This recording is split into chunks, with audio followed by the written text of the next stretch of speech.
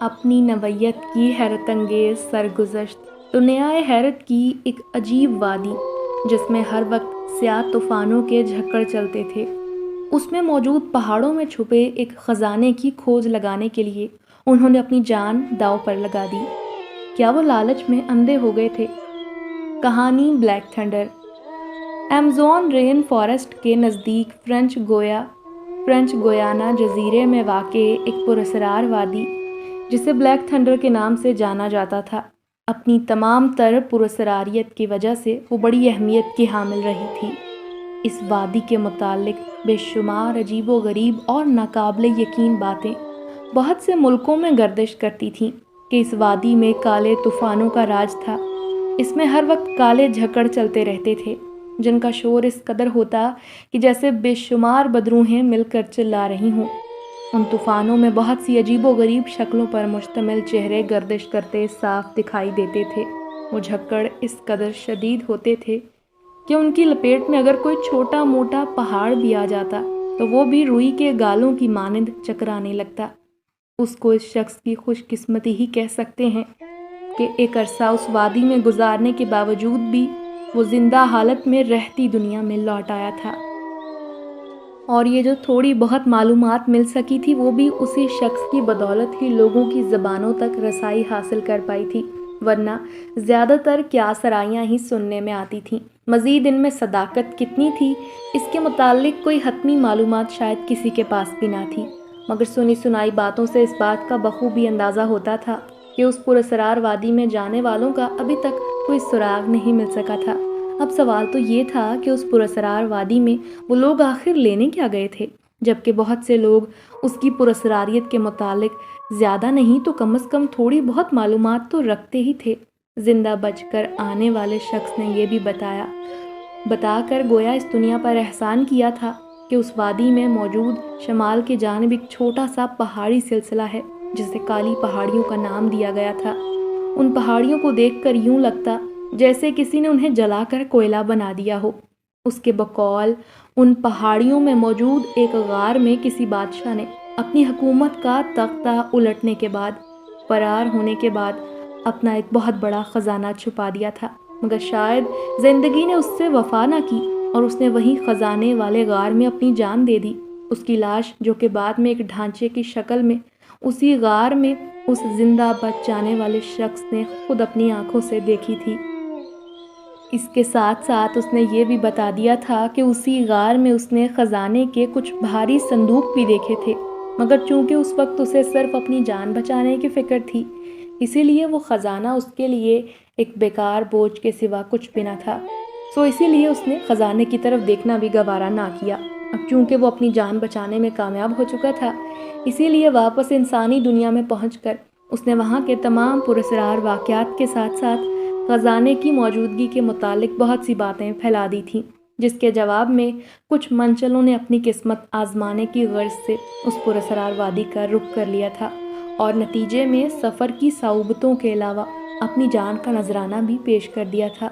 وہ پراسرار وادی ان لوگوں کو نگل چکی تھی، مگر اس کے باوجود بھی بہت سے سر پھرے نوجوان اپنی لالچ اور پیسے کی ہوس کے لیے اس پراسرار وادی کا رخ کرتے رہتے تھے کہ شاید ان کی قسمت ان کا ساتھ دے جائے اور وہ خزانہ حاصل کرنے میں کامیاب ہو جائیں۔ گہرے سیاہ بادلوں نے پورے آسمان کو اپنی لپیٹ میں لے رکھا تھا۔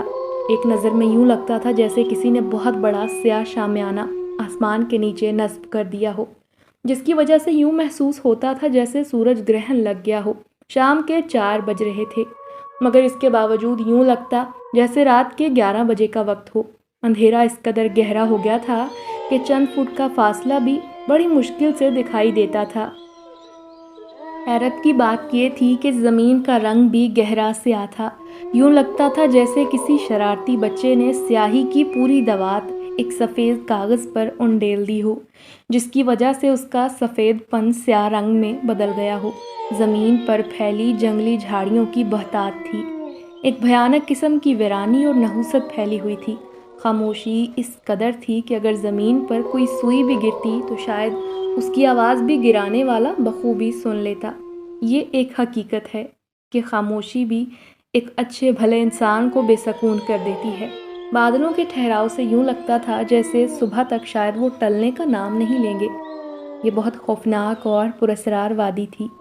ابھی یہ خاموشی شاید مزید کچھ دیر رہتی کہ اچانک شمال کی جانب سے ایک بھیانک آواز ابھرنے لگی، جیسے کوئی آٹے والی چکی آہستہ آہستہ سٹارٹ ہو رہی ہو۔ پھر کچھ ہی دیر میں اس کی دھیمی آواز ایک بھیانک اور کان پھاڑ دینے والی آواز میں بدل گئی۔ اس کے ساتھ زمین سے گرد و غبار کا طوفان آسمان کی طرف اٹھا، اور پھر دیکھتے ہی دیکھتے اس گرد و غبار کے طوفان میں مختلف قسم کے عجیب و غریب چہرے نمودار ہوتے گئے، جن کی صورتیں اس قدر بھیانک تھیں کہ ان کو دیکھ کر ایک خوف کی لہر جسم میں دوڑتی محسوس ہوئی۔ طوفان کے اپنے شور کے ساتھ ساتھ ان چہروں کے چیخنے چلانے پر دل بڑا ہی عجیب ہونے لگا تھا۔ ماحول یوں بن گیا تھا جیسے بے شمار بدروحیں مل کر چلا رہی ہوں۔ کان پڑی آواز سنائی نہ دے رہی تھی۔ ہر چہرے کی گردن سے نسیں باہر لٹک رہی تھیں، جن سے ٹپکتا لہو نیچے زمین پر یوں گر رہا تھا جیسے بارش ہو رہی ہو۔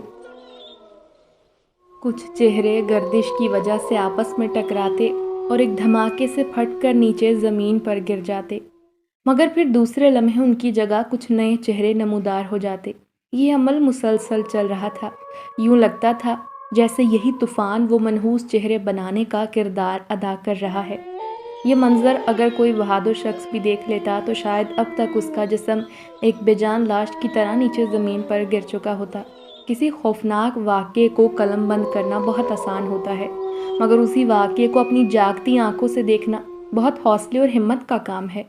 جو منظر کشی اس وقت لکھ کر دی گئی ہے، اگر اسے زندہ آنکھوں سے دیکھ کر کی جاتی تو شاید ہمت جواب دے جاتی، اور یہ حقیقت ہے جسے چاہ کر بھی جھٹلایا نہیں جا سکتا تھا۔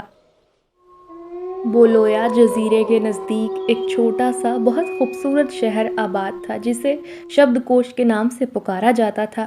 اس چھوٹی سی سلطنت کا بادشاہ گوئڈش تھا، جو بظاہر تو کافی خوش اسلوبی سے اپنی رعایا کے ساتھ پیش آتا، مگر اندرونی طور پر وہ بے حد ظالم اور بے رحم قسم کا انسان تھا۔ اس کی اس چھوٹی سی سلطنت میں قریب 3000 گھر تھے، جو خوبصورت پتھروں اور دیدہ زیب رنگ و روغن سے سجائے گئے تھے۔ وہاں کے باشندوں میں زیادہ تعداد عورتوں کی تھی اور مردوں کی تعداد کچھ کم تھی۔ عورتوں کی خوبصورتی دیکھنے کے لائق تھی۔ قدرت نے انہیں اس قدر حسین بنایا تھا کہ جو بھی ان کے چہرے کی طرف ایک بار نظر اٹھا کر دیکھ لیتا تو جیسے اس پر سکتہ طاری ہو جاتا۔ یہ سلطنت ایک جزیرے میں واقع تھی، اور سب سے بڑی اور اہم بات یہ تھی کہ یہاں کے لوگوں کو قدرت کی طرف سے ایک بہت بڑی نعمت عطا کی گئی تھی، اور وہ نعمت ہیرے جواہرات کی شکل میں وہاں سے جنوب کی جانب ایک زرد پہاڑی سلسلے میں موجود تھی۔ وہ لوگ اپنی ضرورت کے مطابق وہاں سے ہیرے جواہرات نکال کر لاتے تھے اور انہیں شہر میں مہنگے داموں بیچ کر اپنی ضرورتیں پوری کرتے۔ مالی دولت کی وجہ سے ان لوگوں میں خوشحالی کا دور دورہ تھا۔ شہر کے لوگوں نے کئی بار چھپ کر ان کا پیچھا کر کے اس دولت کے بارے میں پتہ چلانے کی بہت کوشش کی کہ یہ جان پائیں کہ یہ لوگ اتنے قیمتی نوادرات آخر لاتے کہاں سے ہیں، مگر بہت سی کوششوں کے باوجود وہ لوگ یہ سراغ لگانے میں ناکام رہے۔ بادشاہ گوئڈش کے محل میں جیسے گھر میں ایک قدیم تہہ خانہ موجود تھا، جو اس کے آباء و اجداد کے زمانے میں ہی بنایا گیا تھا۔